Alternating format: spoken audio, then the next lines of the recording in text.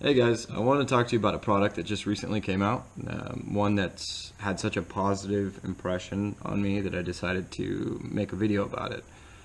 So for the past 7 months, basically since I started flying, I've been using the same setup.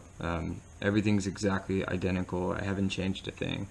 I basically found what worked for me and stuck with it. That being said, I started with the R5X, the real nice light frame.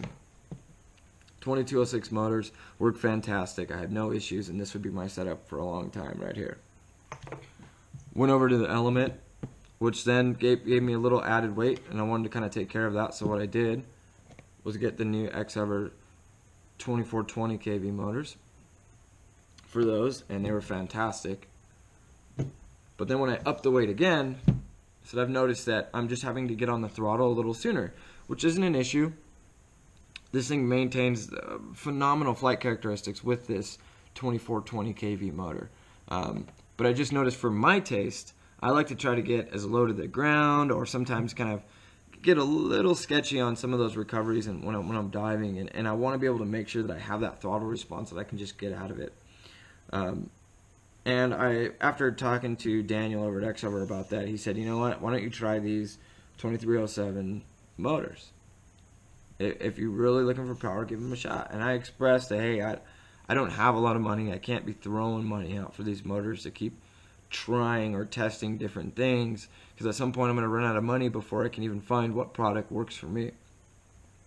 He said, look, I'm you know, he said, I'm going to guarantee this. I'm going to guarantee that when you get them and you fly them, you'll like them. And if you don't, bring them back and we'll work something out.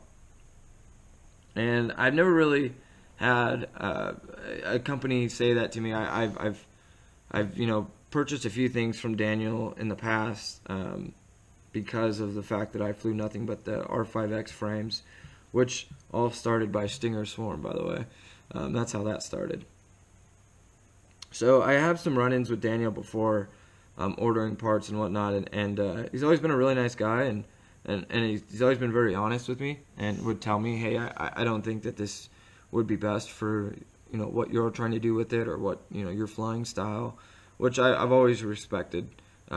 He never really wanted me to just kind of throw money at him if it wasn't going to do what I wanted it to do. So I really respected that. So when he told me, hey, look, do it, and if you don't like it, I promise I'll make it right. I had to give it a shot. So I got a set, and I believe I got a set like 2 weeks before they were actually released, which was awesome. That he would give them to me before they were actually released on the site, and I ran them, and so I've had them for about 4 weeks now, maybe about 5 weeks. And as you can see, I have just completely annihilated these things. I have not taken it easy on this quad whatsoever. I've given it everything I've got. And normally, I'm a lot more conservative on these motors and on my quads because I want them to last. And I want to be able to produce good video for a long time. And if you have messed up motors, that's the first thing to bad video. So I gave them in all honesty, I gave him hell for about 5 weeks, and this was my main quad. This is what I flew the majority of the time.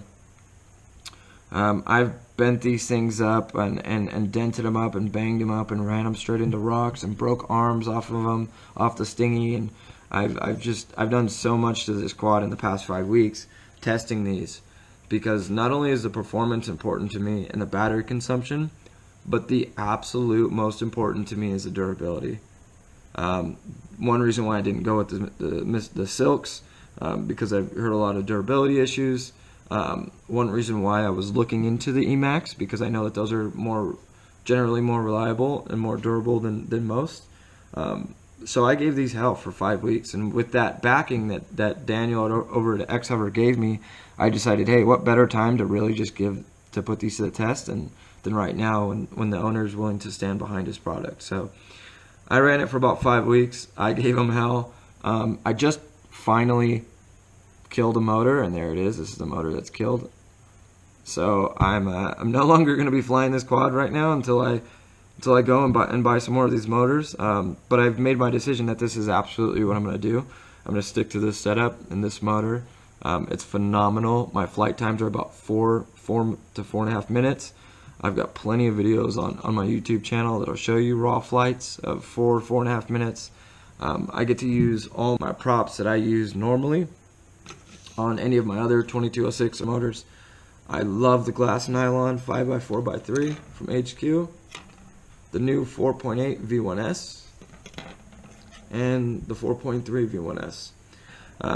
These motors have been fantastic. Daniel was absolutely correct. I mean, I don't have anything bad to say about them. It took me 5 weeks of bashing these things around to really get even one to stop working. All my others are fine, and they're just completely thrashed. This is the one that just stopped, and I'll put on some clips in here to show you kind of what I put this through, even just up until a couple days ago.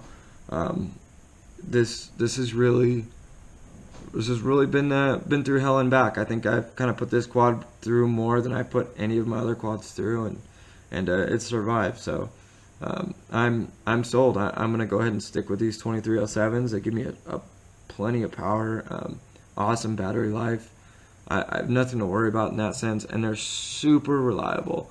After beating these up for 5 weeks, doing so intentionally, and I mean, they still run perfect. I've got one motor that's finally gone out. I'm super happy with that. I think it was time that these finally get the credit that they deserve. So good job, guys. Appreciate the awesome motor.